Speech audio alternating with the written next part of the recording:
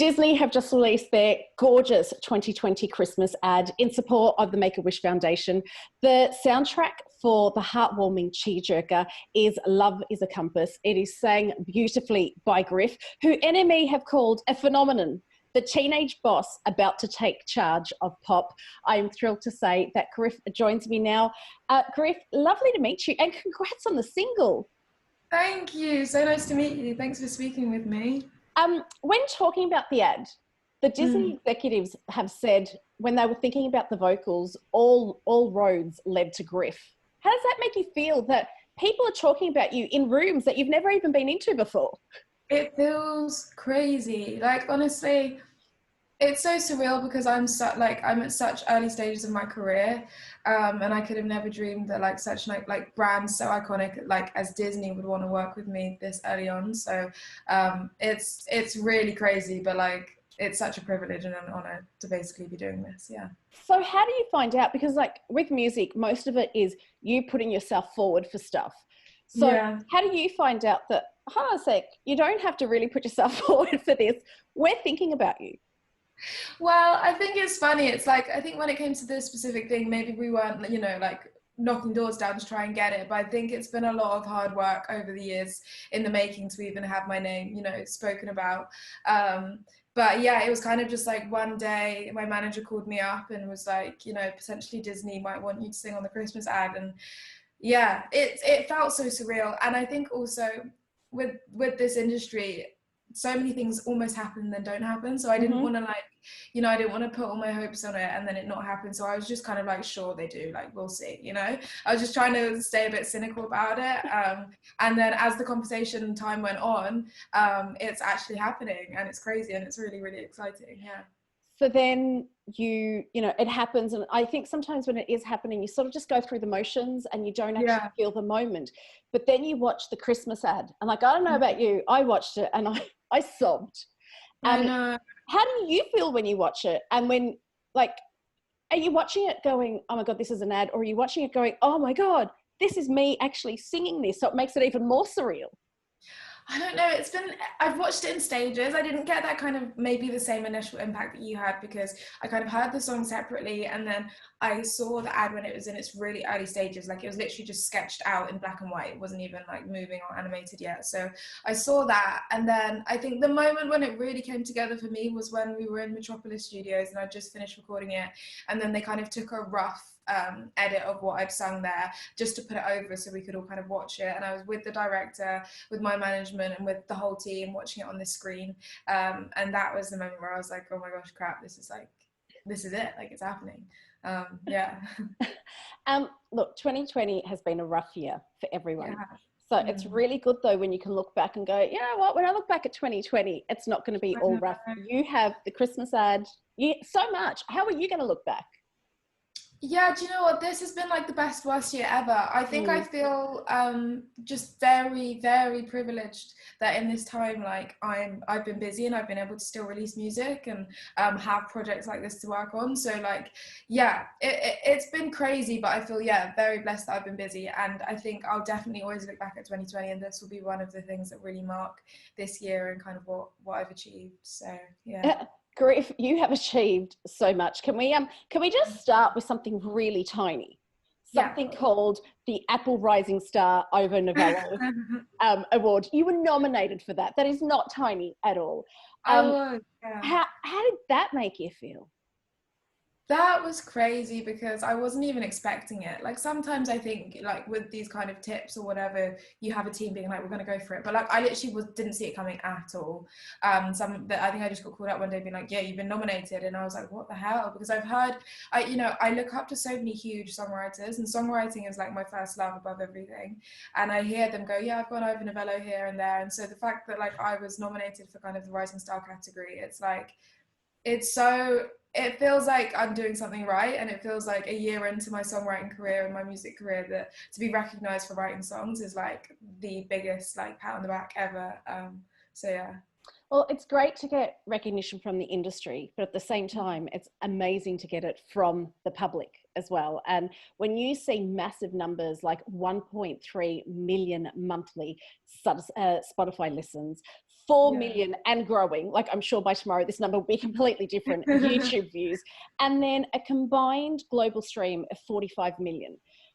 When you hear those numbers, do they mean anything to you? And then how do you also stop that whole thing of keeping track of the numbers, because we can't help ourselves? I know, it's like, it's this weird cycle that you can drive yourself crazy with. I try not to think about them, if I'm honest, because I can be very like competitive and like results driven, but I know that when you just sit there and refresh the likes and refresh the followers, it drives you crazy. And I think I just have to, one, not think about it, and I think it also doesn't feel that tangible because they do just feel like numbers climbing on your screen.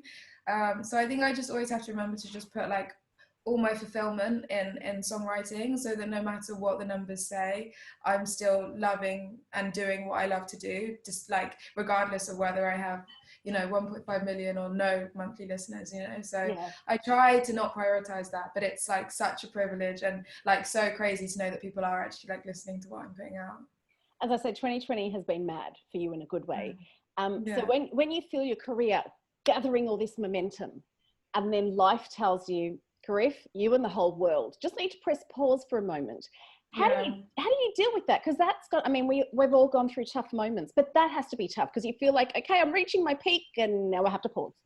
No, totally. It's like, that's what I mean. It's been weird because I look at this year and I've done so much, but then there's quiet voices in my head being like, maybe things would have like done even more if the world was normal, and like if this was that and if this was this. But I think I just, yeah, like I said, try not to overthink it. Like things will happen in time, and I think things like live shows and all the other things that we've missed out on this year, it's all still waiting there when this time is over. And I think what's reassuring is that everyone's in the same boat, so it doesn't Yeah. feel like you're being left behind. It just feels like, okay, we're all in this together and we're all adapting in the ways that we need to, and once it's over, it's like all going to be waiting there. We haven't missed anything, we're just stopping and pausing for a second, so it's fine. And the other thing is, it's almost like people have had a chance to discover stuff because we're not Yeah. constantly on the go. And it's great to have seen people get creative in a different way. And Griff, we all miss the live shows. We cannot wait for them to come back. And I think it's that energy that you get from the crowd, you know, Yeah. you actually feel that love, and we're not feeling that love anymore. So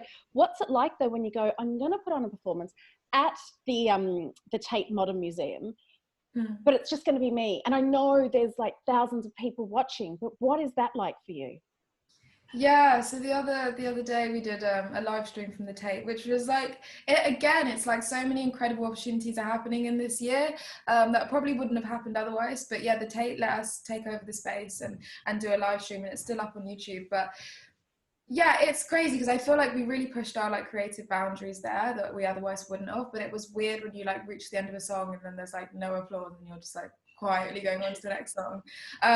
But yeah, I mean, I'm just itching to get back and obviously do it in real life. But again, I think I feel really happy with how we've adapted with the situations, and kind of, you just got to make the best out of the situation, and I feel like we really have. So yeah. You got into this for the music to make us emotional, as you have in the Disney ad, but then you get the other fun stuff as well. Not that making music's not fun, but then you get the other added bonuses of you know, being featured in Vogue, in UK, doing interviews. What is that all like for you? Is it what you imagined? No, not at all.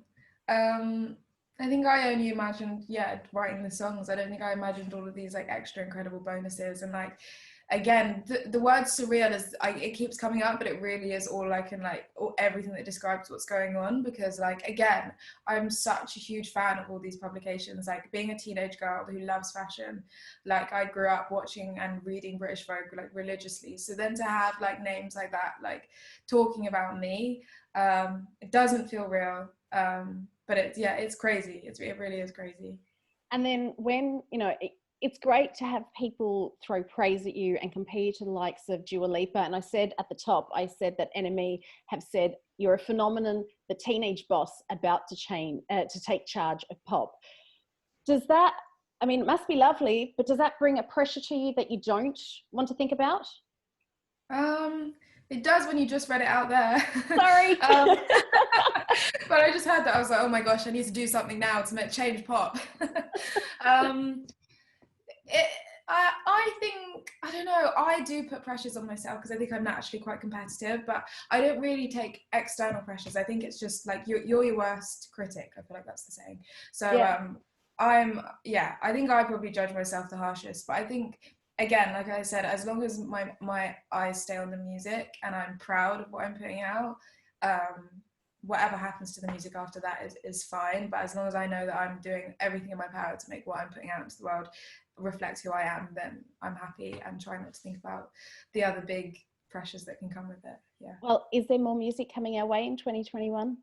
Definitely, I've got loads of new music. I'm still kind of trying to figure out what it is. Like, we're kind of making it up as we go along, especially now. I think the way we're digesting music's a little bit different, so I don't know if it makes sense to like come straight away with a body of work or to just keep releasing singles. So in that sense, I'm kind of making it up, but we definitely do have lots of new music, and hopefully we'll just keep consistently dropping new music for you all. So yeah. Well, Griff, we're happy to follow your lead, but before I let you go, you can't sing, be the voice of a Disney ad, and I can't not ask you about Christmas. So your plans for the festive season? What honestly, we always keep it low key, and obviously we'll see what happens with lockdown and stuff. But I think I'll just be at home, like spending time with my family. Hopefully, we're like not going to be too on top of each other, and we're not going to argue, and just keep a peaceful, happy, festive day. And I think we always just try to go to church, spend time with each other, drink mulled wine, and yeah, give presents. Yeah, that's the plan. And your favorite Disney moment? My favorite Disney moment, I think it's like a recent one. I love Frozen. That, for me, that film means a lot to me because we foster kids, and we always have like little girls like in our house, and I feel like every time you put on Frozen, I like vicariously become a Disney princess through watching these like young girls like sing Let It Go in the living room. So yeah, Frozen's my favorite. Okay, Griff, I started this interview with goosebumps because of the ad, and now you've made me end this interview with goosebumps and tears because of this ad. You are an amazing role model for so many kids, but it's amazing to know that you're a role model for all those foster kids that are coming through your house as well. Oh, thank you so much. Thank you. Oh, it is, seriously, I've got tears in my eyes. It has been such a pleasure to chat to you. Thank you for speaking with me. Oh, thank you. And enjoy everything that's coming your way. Yeah, and Merry Christmas. Oh yeah, it feels so weird. Merry Christmas. Early to say, but Merry Christmas, and I hope you're well, and yeah, enjoy the rest of the year. Thank you. You too.